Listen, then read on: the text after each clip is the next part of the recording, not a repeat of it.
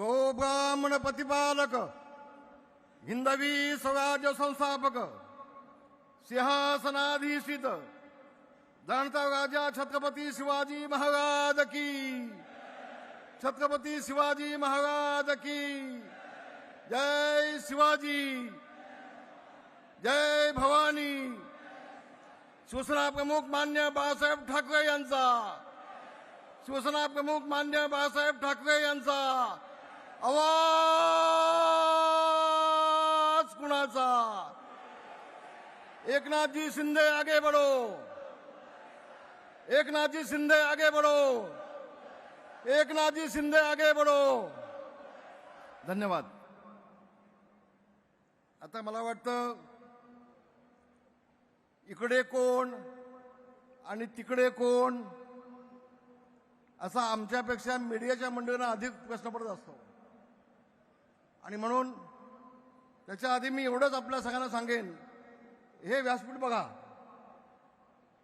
हे व्यासपीठ बघा। आता ज्यांनी सांगितलं अगे तिकडे माझा शेतकरी उद्ध्वस्त होतोय, मला तुमचं पुष्पगुच्छ गुच्छ नको, ह्या संवेदना दाखवणारे आमचे एकनाथ शिंदे, आपले ज्येष्ठ नेते मुख्य नेते एकनाथ शिंदे आहेत, आमचे गजाभाऊ आहेत, आमचे अडसूळ साहेब आहेत, ही सगळी मंडळी इथं नेते मंडळी बसलेत, हे बघा व्यासपीठावरती। आणि मगाशी येता येता मी माध्यमांमध्ये पाहिलं, तिकडचं व्यासपीठ पाहिलं आणि तिकडचे नेते पाहिले, वायकर साहेब मला हसायला आलं, वायकर साहेब मला हसायला आलं। एक वेळचं ते शिवसेनेचं व्यासपीठ, कुठे दत्ताजी साळवी, कुठे दत्ताजी नलावडे, कुठे अमरराव जोशी, कुठे नवलका साहेब, कुठे वामनराव महाडिक साहेब, कुठे आमचे सरपोतदार साहेब। आणि आत्ताचं व्यासपीठ पाहिलं ते शिवाजी पार्कचं, मी वाईट वाटलं, डोळ्यातून पाणी आलं। उद्धवजी, तुम्हाला मुख्यमंत्री पदाचा हव्यास होता, हव्यास, आणि मुख्यमंत्री झालात काँग्रेससोबत जाऊन, आणि म्हणून ही मराठी माणसाची एकत्र असलेली मूठ ही फोडण्याचं पाप तुम्ही केलंय, होय तुम्ही केलंय। शिवसेना प्रमुखांच्या विचाराला तिरंदाजी दिलीत, शिवसेना प्रमुखांच्या विचाराला काळीमा फासलात आणि काँग्रेससोबत जाऊन सोनिया गांधींच्या पायावरती शिवसेना घाण ठेवली। मला अभिमान वाटतो एकनाथजी शिंदे यांचा, त्यांनी निर्णय घेतला, होय शिवसेना प्रमुखांचे विचार आम्ही खाली पडू देणार नाही, शिवसेना प्रमुखांचे विचार पुढे घेऊन गेल्याशिवाय राहणार नाही, ही भूमिका एकनाथजी शिंदे यांनी घेतली। आणि म्हणून शिंदे साहेब, आज हे सगळे शिवसैनिक आहेत ना, हे तुमच्या पाठीशी खंबीरपणे उभे आहेत। हा सगळा शिवसैनिक महाराष्ट्रातला, मुंबई ठाण्यातला फक्त। मला शिंदे साहेबांचा फोन आला, रामदास भाई, संबंध महाराष्ट्रात दुष्काळग्रस्त झालाय, मोठ्या प्रमाणामध्ये पाऊस पडलाय, लाखो कुटुंब उद्ध्वस्त झालेत, आणि म्हणून हा आजचा दसरा मेळावा जर असला, आनंदाचा मेळावा असला, तर आपण सगळेजण शेतकऱ्यांच्या दुःखात सहभागी झाले पाहिजेत। आणि फक्त महाराष्ट्राचा मेळावा न घेता फक्त मुंबई ठाण्याचा आपण घेऊया। मला खूप समाधान वाटलं, खूप समाधान वाटलं। संवेदना आहेत या नेत्याला। अगं मी तर म्हणेन, इथे जे सगळे दिसत आहेत ना, हे सगळे आमचे मावळे आहेत, हे सगळे भगव्या झेंड्याचे शिपाई आहेत, हे सगळे शिवसेना प्रमुखांचे कडवे सैनिक आहेत, हे सगळे छत्रपती शिवाजी महाराजांचे मावळे आहेत। इथं सगळे मावळे आहेत आणि तिथं जमलेले सगळे डोमकावळे आहेत, सगळे डोमकावळे आहेत। काय तुमचा कार्यक्रम काय? मराठी माणसाला संपवायचा ना, होय बांधवानो। शिवसेना प्रमुख माननीय बाळासाहेब ठाकरे यांनी 76 सालामध्ये मराठी माणसाच्या न्यायासाठी झगडणारी शिवसेना या घोषवाक्याने शिवसेनेला जन्म दिला। त्यावेळेला काही लोकांना मस्ती होती, मुंबई तुमची, भांडी घासा आमची, अशा घोषणा त्यावेळेला होत होत्या।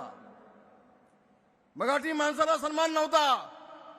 आज मराठी माणूस ताठ मानाने जगतोय, तो फक्त शिवसेना प्रमुख मान्य बाळासाहेब ठाकरे यांच्यामुळे जगतोय. असं म्हटलं तर मी चुकीचं म्हटलं असं मला वाटणार नाही. बांधवांनो, काय केलं उद्धव साहेबांनी? तुम्ही 30 वर्ष तुमच्या हातामध्ये महानगरपालिका आहे. 30 वर्ष आम्ही घेणार. त्या बिचाऱ्या राज ठाकरेंच्या पाठीमागे भिकेचा कगवटा घेऊन चाललाय. अरे मला भीक दे, ये माझ्यासोबत. आता तो भाव आता काय करतो काय माहिती.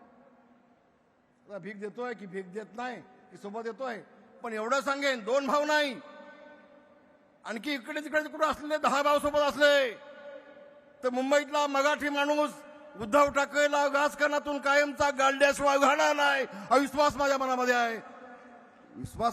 आहे. बांधवानो, मी खूप अस्वस्थ आहे. 30 वर्षामध्ये माझा मुंबईतला मराठी माणूस, मग तो लालबागचा असू देत, तो दादरचा असू देत, तो गिरगावचा मराठी माणूस असू देत, ही सगळी माणसं आता आहेत कुठं? सगळी नालासोबाईच्या पलीकडे गेली, कल्याण डोंबिवलीच्या पलीकडे गेली. उद्धव ठाकरे पाप कुणाचे आहेत? कुणाच्या हातात नगरपालिका होती? अरे गिरगावमध्ये जिथं मराठी माणूस होता, जिथं आमच्या गिरणी होत्या, तिथे 50-50, 60-60 माळ्याच्या बिल्डिंग झाल्या आणि त्या बिल्डिंगमध्ये एकही मराठी माणूस शिल्लक नाही. पाप कुणाचं? कुणाची महानगरपालिका होती? कुणाच्या हातामध्ये होती? तुम्ही 30 वर्ष फक्त टक्क्याचं राजकारण केलं. शिंदे साहेब 2 वेळेला मला शिवसेना प्रमुखांनी विधान परिषद दिली मुंबईसाठी, पण मला मुंबई महानगरपालिकेत जाण्याचा अधिकार नव्हता. महापौर बसला तरी मला तिथे जाण्याचा अधिकार नव्हता. ही अवस्था आमची होती. आणि म्हणून मी आपला एवढं सांगेन, मी अधिक बोलणार नाही. बोलणाऱ्या निवडणुकीला मी वाट पाहतोय. मुंबई महानगरपालिकेची निवडणूक कधी येते वाट पाहतोय. पण उद्धव ठाकरेंना शिवसेना प्रमुखांचं नाव घेण्याचा अधिकार आहे का? आता बाप म्हणून नाव घेऊ शकता. राजकीय दिशा म्हणतोय, सॉरी, आता पुन्हा तेवढंच मीडियामध्ये येईल. शिंदे साहेब, मला एक विनंती आहे तुम्हाला. शिवसेना प्रमुखांचं निधन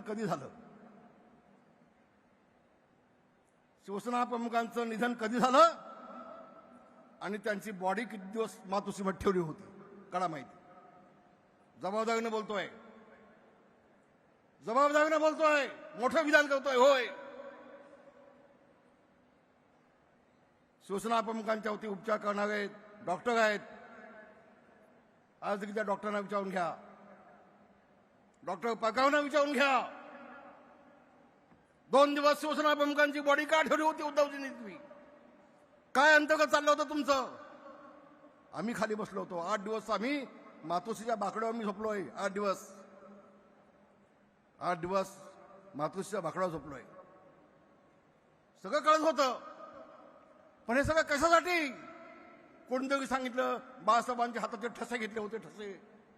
मग ठसे कशासाठी घेतले होते? काय नेमकं होतं? सगळी चर्चा चालली होती तिथे मातोश्रीमध्ये. आणि पुढे जाऊन माझी विनंती आहे, बाळासाहेबांचं मृत्यूपत्र कोणी केलं, कधी झालं, त्यामध्ये सही कुणाची होती, कळा सगळी माहिती. अरे तुम्ही आम्हाला काय शिकवता? शिवसेना आम्ही मोठी केली, शिवसेना मोठी आम्ही केली, जेल आम्ही भोगलेत, तुम्ही आम्हाला संपवताय. तुम्ही मनोहर जोशीला संपवलीत, तुम्ही गजानन कीर्तिकांना संपवलीत, तुम्ही ढाकेला संपवलीत, तुम्ही दिवाकर गावतेला संपवलीत, तुम्ही रामदास कदमला संपवलीत, तुम्ही एकनाथ शिंदेच्या पाठीमागे पडलात. अरे नेमकं तुम्हाला हवं होतं काय? ज्यांनी बाळासाहेबांना 50 वर्ष साथ दिली, त्या नेत्यांना संपवायचा विडासमूह उचललात बाळासाहेब गेल्यानंतर. आज यात शिवाजी पार्कमध्ये मेळावा चालू आहे. शिंदे साहेब, जोपर्यंत बाळासाहेब होते तोपर्यंत शिवाजी पार्कच्या सभेमध्ये रामदासांची भाषणं होत होती. ज्या वर्षी बाळासाहेब गेले त्या वर्षापासून शिवाजी पार्कचं माझं भाषण बंद झालं. काय बाबांनो, काय झालं? गुलाब पाटलांना टाळ्या मिळतात भाषणाला, त्याला भाषण देऊ नका. रामदासांना टाळ्या मिळतात, त्याला भाषण देऊ नका. अरे तुम्हाला भीती कसली वाटते? तुम्हाला भीती कधी म्हणून सांगतोय आज तुम्हाला आपल्याला मी मुंबईतल्या सगळ्या शिवसैनिकांना हात जोडून सांगतोय, उद्याची लढाई ही मराठी माणसाच्या अस्मितेची आहे. उद्याची लढाई या भगव्या झेंड्याला अधिक तेज देण्याची आहे. हे युद्ध आहे, हे राजकीय युद्ध आहे. कुणीही गाफील असता कामा नये, कुणीही गाफील असता कामा नये. आणि म्हणून दिवस रात्र एक केलं पाहिजे. ही मुंबई मिळवण्यासाठी 105 हुतात्मे मराठी माणसाने दिलेले आहेत. मुंबई अशी नाही मिळाली, त्यामधले 70 गृहिणी कामगार आहेत.